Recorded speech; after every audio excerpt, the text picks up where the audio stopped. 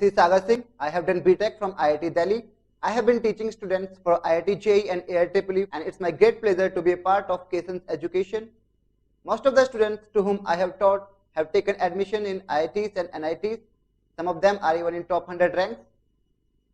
I am very much happy to take this unit of algebra. Algebra, my dear students, is a very crucial and interesting unit. What makes it important is the fact that in the latest IIT JEE pattern, it covers more than 30% of mathematics syllabus. The chapters like complex numbers, permutations, combinations, and probability, they are very, very important units.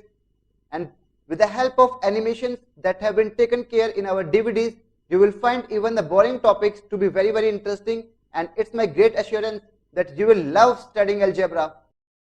Dear students, today we are going to start complex numbers. It is a very, very important topic of algebra.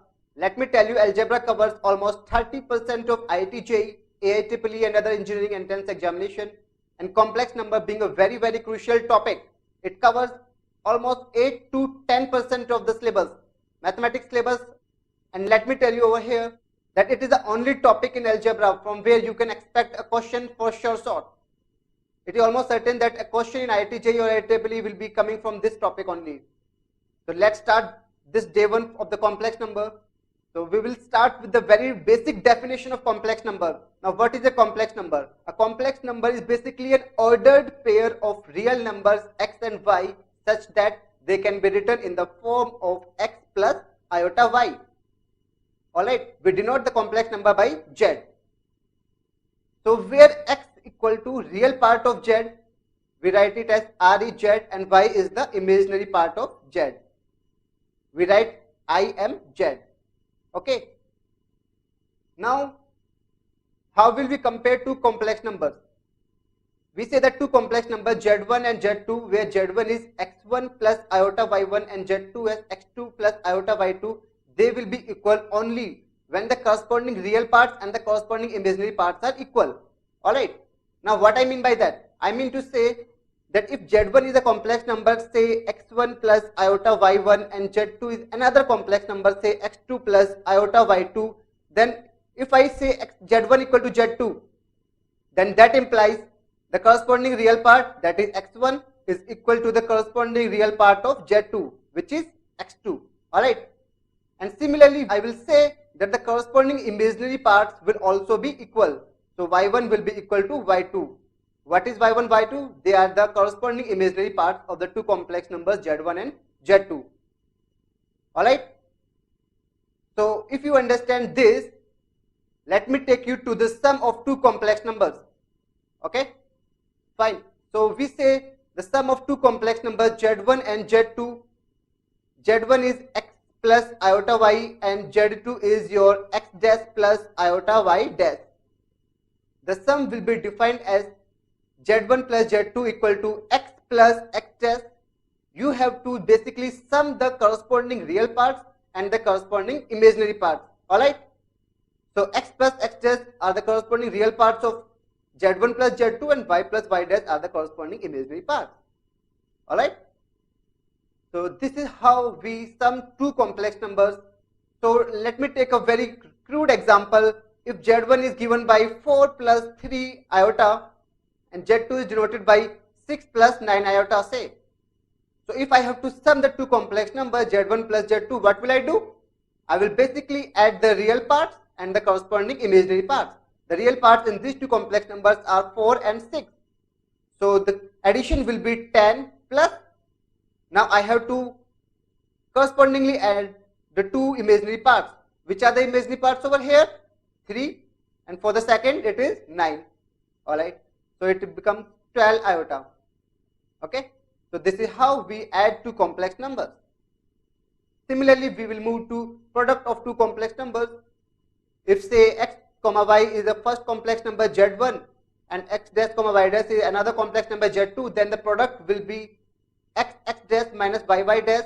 This will be the real part of the resulted product of two complex numbers, and xy dash plus yx dash will be the corresponding imaginary part of the product of that two complex numbers. Alright. Now we will talk about this symbol iota in brief over here. Iota is nothing but the square root of -1. Okay, so basically we say that iota is root of -1. You can look on your screen, and if we square both sides, iota square becomes -1. Alright, so here root of -1 square becomes root of -1 into root of -1, that becomes -1. Now students, look very carefully over this part. Root of a into root of -1 whole square is nothing but root of a into root of -1 into root of a into root of -1. Okay, so this becomes more clear from this topic that root of a means the product of root a with root of -1, that is iota. So a purely imaginary number can be expressed as the product of a real number and iota. So you can look on your screen and get a very good example. Here 2 points are being discussed, that if we multiply root of -a and root of -b, it is root of a into root of -1 into root of b into root of -1. So it becomes, I take root a root b common, and it becomes root of -1 whole square into root of ab. So it becomes minus root ab. Okay, but many students are of the misconception that they just take this -1 and -1 and make it as +1, which is absolutely wrong. So it becomes root of -a into root of -b is nothing but root of -a root of -b equal to root of ab. They think that if I multiply root of -5 into root of -6, they will get root of 30. This is absolutely not acceptable from IIT JEE or AIEEE point of view. The correct methodology is, you have to write this as root of 5 iota, root of 6 iota, and then it becomes root of 30 iota. Alright, iota square, then this becomes root of -30. Fine. Okay, now if this is clear, we will move to difference of two complex numbers. So the two complex numbers z equal to x comma y and z dash as x dash comma y dash, then the difference will be written as z minus z dash equal to x minus x dash comma y minus y dash. Alternatively, this can be written as x minus x dash plus iota times y minus y dash. Now students, what I have done over here, I have done nothing. I have just subtracted the corresponding real parts and the corresponding imaginary parts of the two complex numbers. Alright, so now we will move to division of two complex numbers. It is very important part. Many years questions have appeared from this subtopic only. Now we define the division of two complex numbers as z by z dash equal to x comma y into x dash comma y dash, the inverse of this. Now this can be further simplified to x dash upon x dash square plus y dash square comma minus y dash upon x dash square plus y dash square. Now how do we arrive at this? Just if I write x plus iota y, I just multiply by x minus iota y upon x minus iota y, and then it becomes x minus iota y upon x square plus y square, and then I separate the corresponding real part and the corresponding imaginary part. So finally I will get xx dash plus yy dash upon x dash square plus y dash square comma yx dash minus xy dash upon x dash square plus y dash square. Alright. Here note that x dash square plus y dash square cannot be 0. Now we will start this modulus and argument of a complex number. Now if z is a complex number, say x plus iota y, then what I mean by modulus and argument of a complex number. So here we will learn, if I write z equal to x plus iota y, then the modulus is represented by mod of z. Okay? And mod of z is equal to square root of x square plus y square. X is the real part of z and y is the imaginary part of z. And the argument, it is very important. Argument is denoted by theta, and theta is nothing but tan inverse y upon x. You can very well see on your screen. The argument is also called as amplitude of z. Okay. So if a complex number is 0, then what will be its real and imaginary parts? Obviously, if a complex number is 0, then I can write it as 0 plus iota into 0. So here the real part is 0 and the imaginary part is also 0. And a very important point to be noted here is that if mod z is 0, this can happen only if both x and y are 0. Okay. So geometrically, modulus of z is nothing but the distance of the point z from the origin. Alright. So it can also be proved that modulus of z square is nothing but the modulus of the complete z square, where real part of z is less than equal to modulus of z and imaginary part of z is also less than equal to modulus of z. Now let me ask you a question, that is the argument of a z is unique or it is not a unique number? So the answer lies in our screen itself, that the argument of a complex number is not unique. Okay. Theta is the value of the argument and theta is denoted by 2 and pi plus a value phi or say theta. So it is not unique, it is always added with 2 and pi plus theta. Fine, if this is clear, so let's move to another important property called the principal value of the argument. Okay.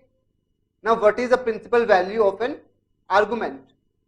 So if the value of theta lies between minus pi to plus pi, then we call this value as the principal value of the argument. And here we can see a remark that the argument of 0 is not defined. Let me ask you this simple question, that why is this? Why the argument of 0 is not defined? Any solution for this? Okay.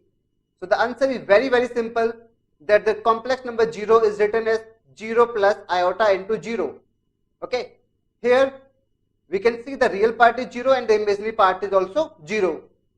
So tan inverse 0 by 0 is not defined and hence the argument of 0 is absolutely not defined. Alright.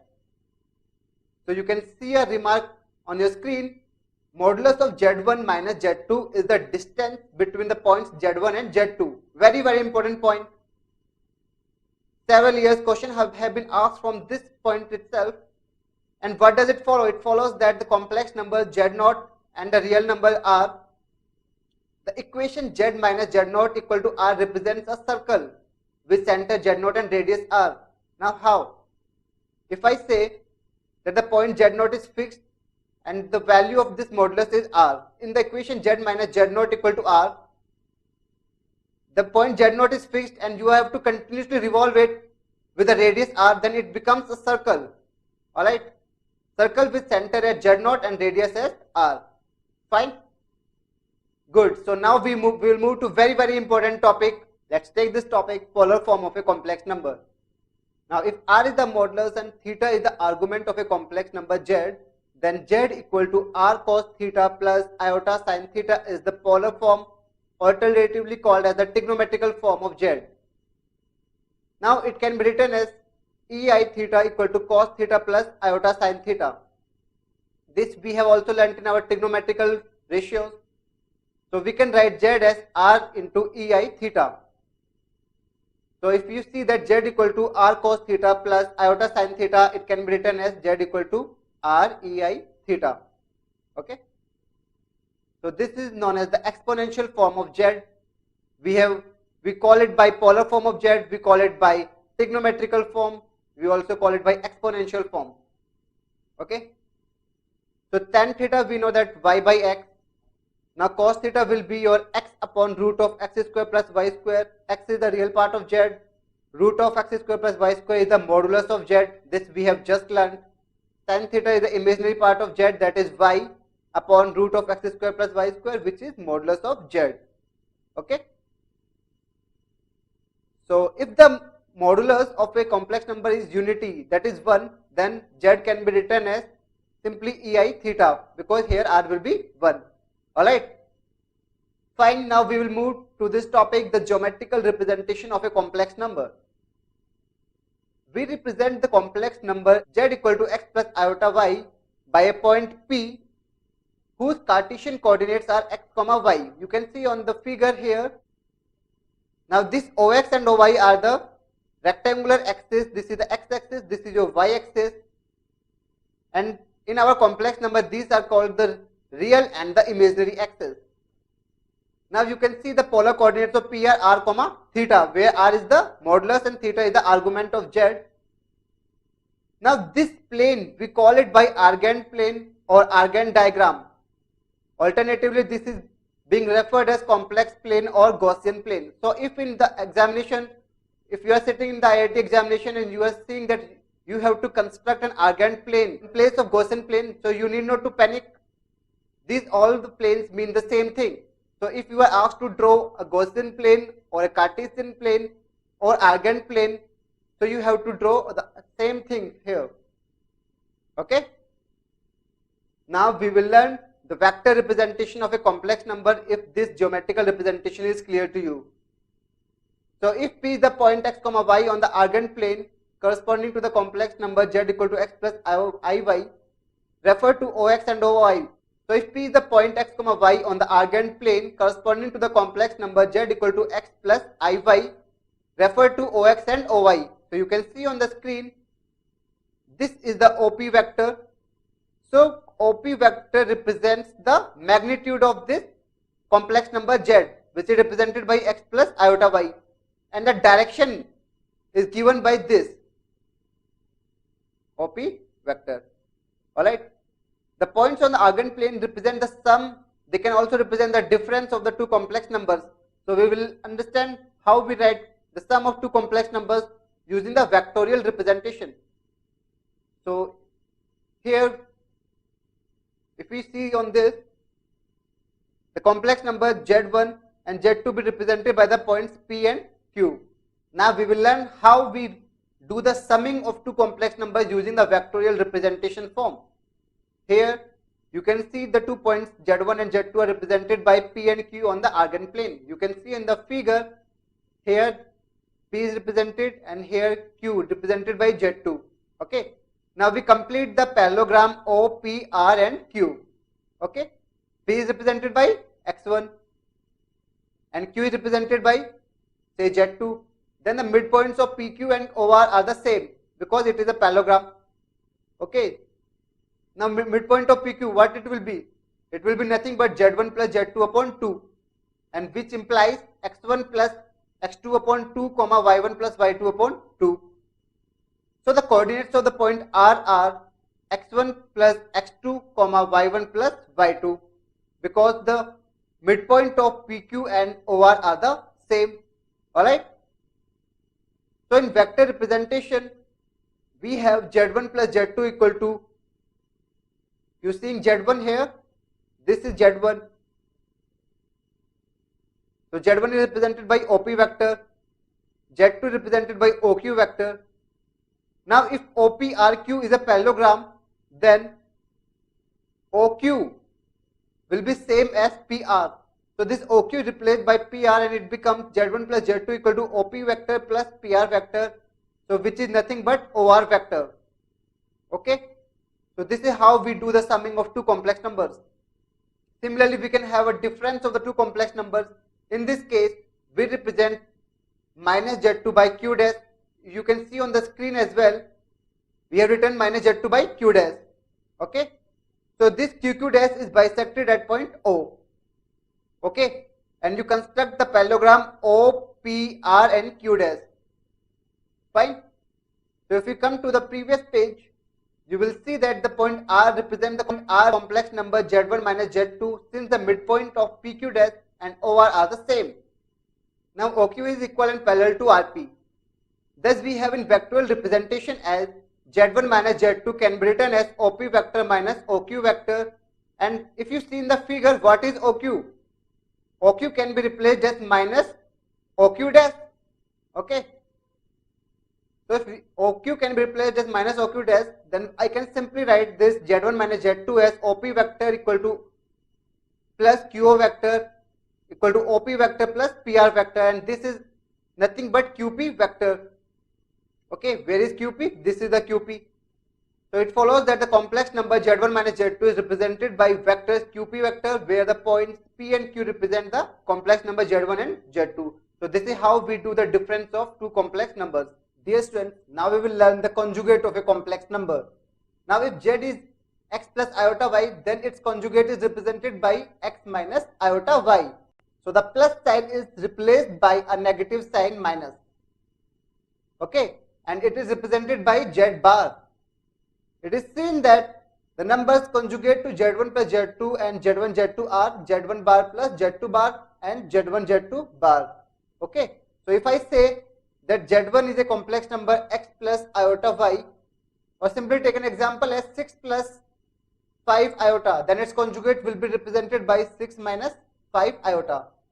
Okay, so here there are some properties. Modulus of Z bar is nothing but ZZ bar, and 2x equal to 2 times real part of Z equal to Z plus Z bar. So we can simplify this as if Z is x plus iota y and Z bar as x minus iota y, and if I just add the 2, Z plus Z bar will be 2x and Z minus Z bar will be 2 iota y. Alright, so this is what you have been on your screen. So 2 iota y is nothing but 2 iota y can be written as imaginary part of Z. Okay, thus it is clear that the modulus of Z bar is same as modulus of Z. Geometrically, the conjugate of Z is the reflection of Z in the real axis. So if r theta are the polar coordinates of the point P, then the polar coordinates of its reflection, that is P dash, are r and minus theta. So here, if the conjugate is to be written, then it is replaced by minus theta if we have to write in the polar coordinates. Okay, and amplitude of Z is nothing but minus times amplitude of Z bar. Fine. So we can write it in the polar coordinates as if Z is a plus b ei theta, then the conjugate of a plus b ei theta is not minus b ei theta. Make it a point. Very, very important topic. It is not minus b ei theta, but it will be a plus b into e raised to power minus iota theta. So not this minus sign over here. So we can prove this point. If a plus b ei theta is written as a plus b, we have learned that ei theta can be written as cos theta plus iota sin theta. Okay, so it can be replaced by a plus b cos theta plus iota into b sin theta. So this is the real part and this is the imaginary part of the complex number a plus b ei theta. So this can be represented from the figure as well, that if P, that is Z1, is represented by a complex number where theta is the argument, then the conjugate will be phi. Okay, thus its conjugate will be a plus b cos theta minus ib sin theta. We have to replace the sign of iota with minus iota, so it becomes minus iota into b sin theta. So if I collect the like terms and unlike terms, a plus b cos theta minus iota sin theta, so it becomes a plus b into e raised to power minus iota theta. Okay, so it is cos theta minus iota sin theta can be written as e raised to power minus iota theta. Thus we see that the conjugate of a plus b into e raised to power iota theta is not a minus b e raised to power iota theta, but it is a plus b into e raised to power minus iota theta. We have to change the sign of iota and not the complex numbers. Okay, so note here some of the properties of the conjugate. Iota bar can be written as minus iota, and iota bar into Z bar is nothing but minus iota Z bar. So these are quite very important properties of the conjugate. Now here we will have some very important formulas which will be used in our questions which are coming frequently to IIT JEE and AIEEE. So iota raised to power 4 is 1.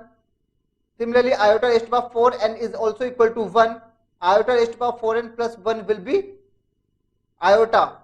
Okay, because iota raised to power 4n plus 1 can be written as iota raised to power 4n into iota, and iota raised to power 4n we have just learnt that it is 1, so it becomes simply iota. Okay, similarly various powers of the iota have been given. Just make a note of it. Very, very important formulas. Now these formulas will be used in our subsequent questions. So you can see the illustration on your screen. Simplify the following: 3 minus iota upon 2 plus iota plus 3 plus iota upon 2 minus iota. Okay, now we have to simplify this question.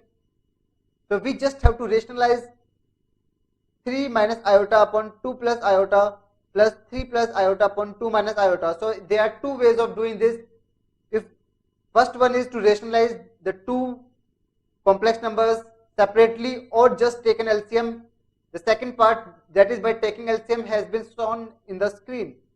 So it is, if I take the LCM 2 plus iota into 2 minus iota, it becomes 2 square minus iota square, that is 5, which is written over here. Okay? So it is, you have to simplify the numerator, 6 minus 5 iota plus iota square plus 6 plus 5 iota plus iota square upon 5. So it simplifies to 10 upon 5, that is 2. Similarly, you can solve the second question. You first solve by taking first and this third term, and by another by taking this third term. Okay? So the result will be 17 minus 9 iota upon 10. Now move to another illustration. The real part of 1 plus iota square upon 3 minus iota. We have to identify the real part of this complex number. So here we have to do rationalization. We have to multiply and divide by 3 plus iota. So by doing so, we will be left with 2 iota, 3 plus iota upon 9 plus 1. So in the numerator, you will get 6 iota minus 2 and denominator by 10. So if we have to determine the real part will be nothing but minus 2 upon 10, that is minus 1 by 5. So we see that A is the correct solution for this. Alright. So if this makes sense, let's move to another illustration, very basic illustration. We have to just find the square of this 2 iota upon 1 plus iota whole square. So it will be 4 iota square upon 1 plus iota whole square. Okay. So it will be, numerator will be nothing but minus 4 and the denominator will be 1 plus iota square plus 2 iota. This iota square is nothing but minus 1. So 1 minus 1 is 0. So it will be left with minus 4 upon 2 iota, that is equals to 2 iota, hence option B is correct. Okay.